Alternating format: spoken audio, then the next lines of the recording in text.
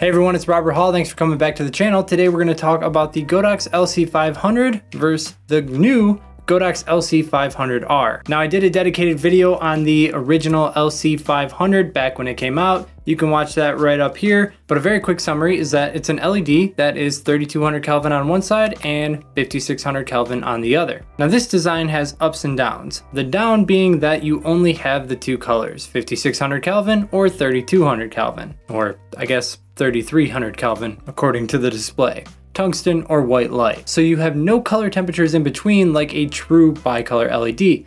The perk to this, however, was that it allows it to be really bright because you've got a full assortment of LEDs that can use the maximum power from the battery. That means you can get your brightest light output at either 5600K or 3300K. But LEDs of all types, whether they're sticks or panels, are rapidly evolving to just be more feature rich, such as the RGB lights that are illuminating my background. And that's where this, the LC500R, comes into play. Now, if you guys have followed Godox products for a while, then you know they have no shame in putting a 2 when it represents a new generation in a product. But that's not the case. This isn't the LC500 Mark II.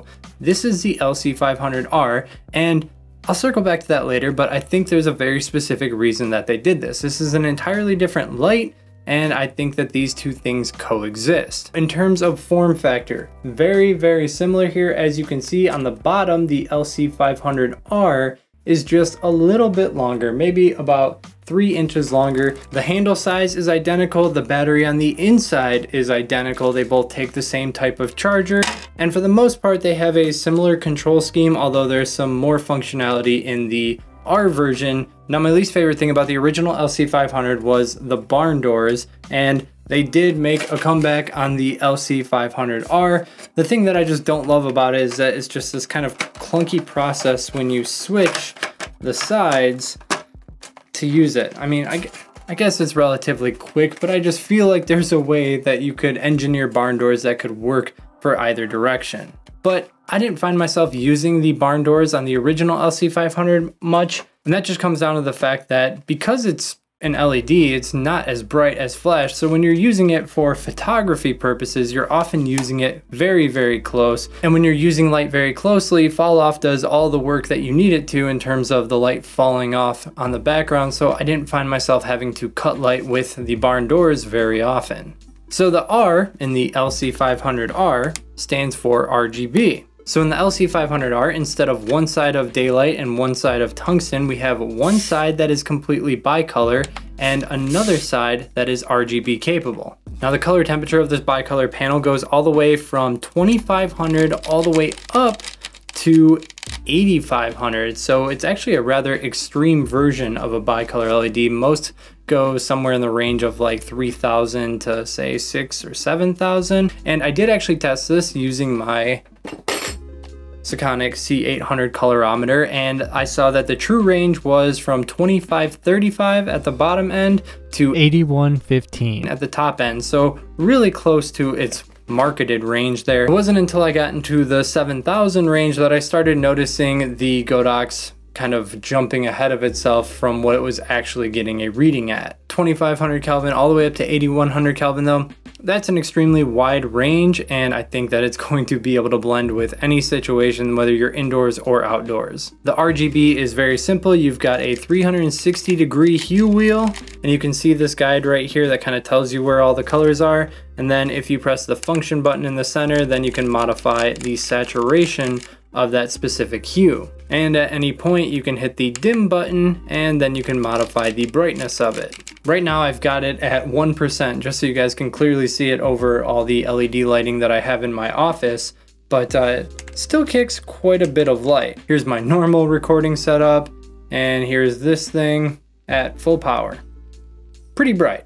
However, it is not as bright as the original LC500. And that's not really a surprise because, as I said, in the original version, you had a full panel of 5600K, and now you've got it split between 8500K bulbs and 2500K bulbs. And this actually leads to some interesting results in the power. So first off, at just 5600 Kelvin, the LC500, the original version, is 1.3 stops brighter than the LC500R, also at 5600K. But the thing that I'm struggling to wrap my head around is that the brightest output that I could get out of this wasn't somewhere in the middle of the two bulbs. It was actually at 8500 Kelvin. It scored an f2.8 and 0.4 of a stop, which is only 0.8 of a stop lower than the original LC500 in either its 5600K side or its 3200K side. And that's just strange for a bicolor LED. When I'm at the minimum color output, I'm only using half of the bulbs. And then as I increase it, the other bulbs power on. Now we're using them all, but at a specific ratio. And as I increase the Kelvin more and more, it's going to start to increase its power on the second set of bulbs, and it's going to decrease its reliance on the first set of bulbs, the 2500 bulbs. And then we go all the way up to 8500, and now the 2500 Kelvin bulbs have shut off, and we are only using the 8500 Kelvin bulbs. So what is typical of a bicolor LED is for its max power output to be somewhere in the middle of the 2 Kelvin temperatures. So on this one, ranging from 2500 to 8500, I expected the brightest point to be somewhere around daylight or even in the 6000s, but no, it was 8500 Kelvin that registered the brightest output possible, and daylight was a half stop less than that. Now the RGB side doesn't have nearly as many bulbs as the bicolor side, and what that means is that the light output of the RGB is far lower. The RGB side is 1.6 stops less light output than the bicolor side at 5600K. That has great CRI across the entire color range. So at 2500 it scored a 96.5, at 5600 that was its lowest score at 95.3,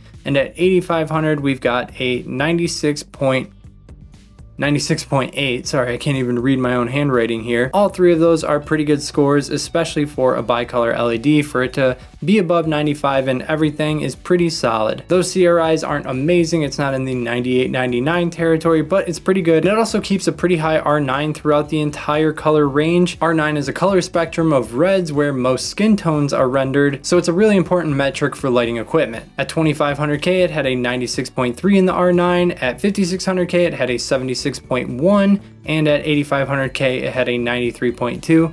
Very odd that it drops down in the middle when both bulbs are capable of producing such a high R9 on their own.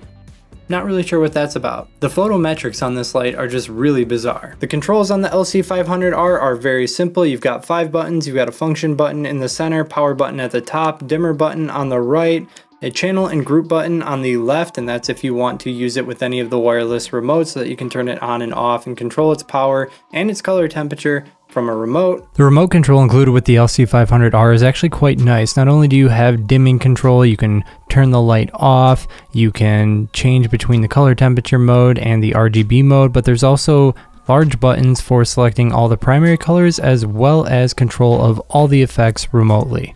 And pressing mode one more time will take you to the effects page, of which there are 14 effects, and 13 of those 14 have 3 variants of them. The first one just pulses between all the different colors, and the 3 options just kind of control the speed at which it will pulse through those different colors. The second one is kind of like a flash or paparazzi effect. Again, 3 different versions that modify the speed. Third one, very similar to the first, although faster, just kind of like a party light that pulses through all the different colors.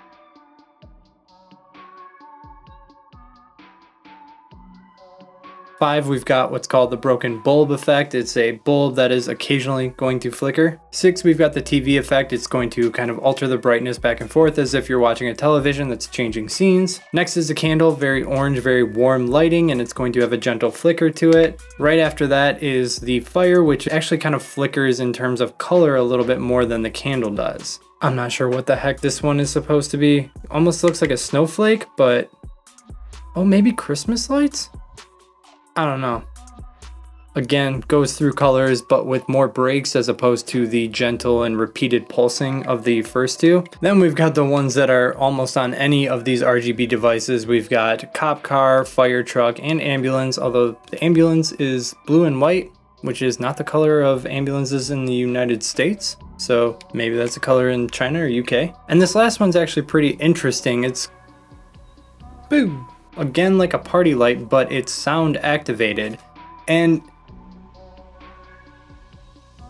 it actually works pretty well. It flickers based on sound, but it also changes its color based on the pitch. For instance, if I just make like a breathy bass noise, it goes with like the lowest color, which is yellow or orange, I guess. And then the higher pitched you get, the higher the color goes. And this is all accomplished using this little microphone that's on the back here.